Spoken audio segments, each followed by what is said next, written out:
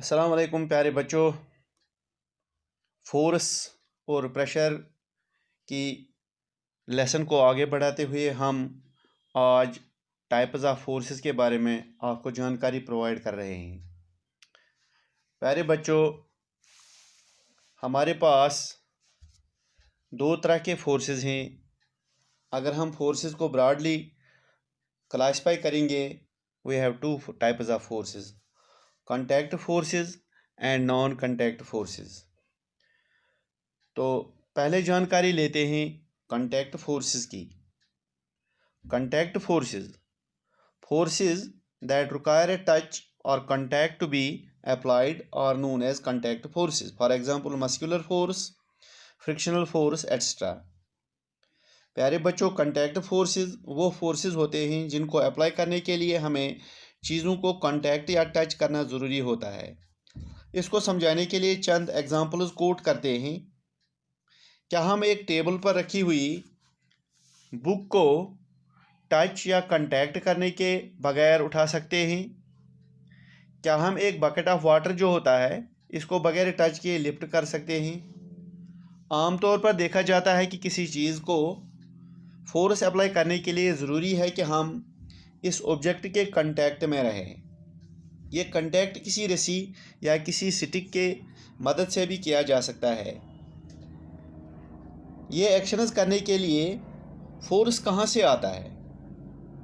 जो हम एक्शंस करते हैं ये फोर्स कहाँ से आता है? जो एग्जांपल्स मैंने आपको दे दी, तो ये एक्शंस करने के लिए फोर्स कहाँ से आता है? ये फोर्स हमारी मसल से आता है, तो मस्कुलर फोर्स इसको बोलते हैं। The force resulting due to the action of muscles is known as muscular force. प्यारे बच्चों, ये मस्कुलर फोर्स ही है जिसकी मदद से हम अपने जिस्म की सभी एक्टिविटीज़ कर पाते हैं, जैसे मूवमेंट ऑफ बॉडी और बेंडिंग ऑफ बॉडी एट्सट्रा। हम ग़िज़ा खाते हैं, ये ग़िज़ा हमारे मुंह से हमारी एलिमेंट्री कैनाल में दाखिल हो जाता है। वहाँ पर ये डिफरेंट ऑर्गन से गुज़रता है। ये मूवमेंट भी मस्कुलर फोर्स की वजह से मुमकिन है, अगरचे इसमें ग्रेविटेशनल फोर्स का भी एक रोल बनता है।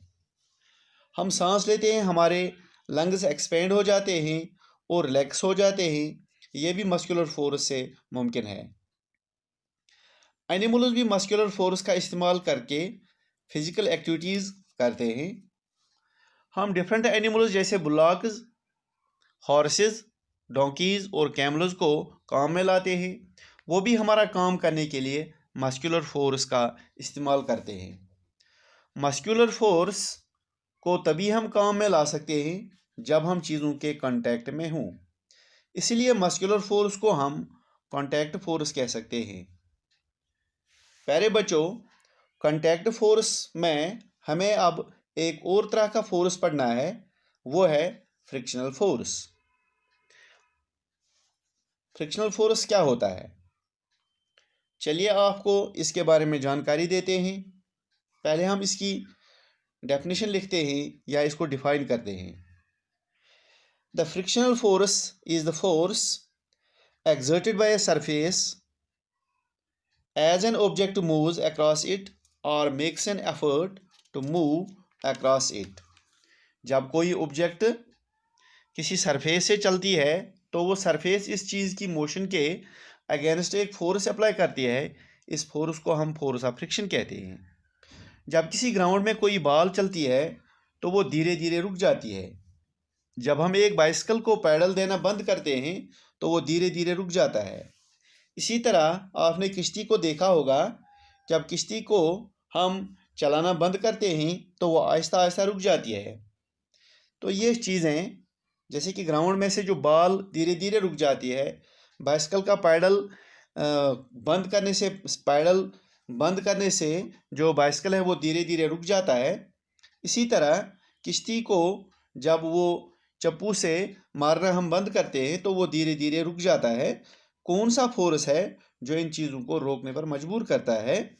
तो ये फोर्स है कि इस फोर्स को हम बोलते हैं फ्रिक्शनल फोर्स। ज़ाहरी तौर पर यह फोर्स हमें दिखता नहीं है, लेकिन ये एक्ट करता है इन चीज़ों पर, इन चीज़ों को रोकने पर मजबूर करता है। इस फोर्स को जो हमें दिखता नहीं है, लेकिन इस एग्जाम्पल्स में जो मैंने आपको बताया इन चीज़ों को रोकने पर मजबूर करता है, इनकी मोशन को रोक लेता है, इनकी मूवमेंट को रोक लेता है, तो इस फोर्स को हम बोलते हैं फोर्स ऑफ फ्रिक्शन। बॉल और ग्राउंड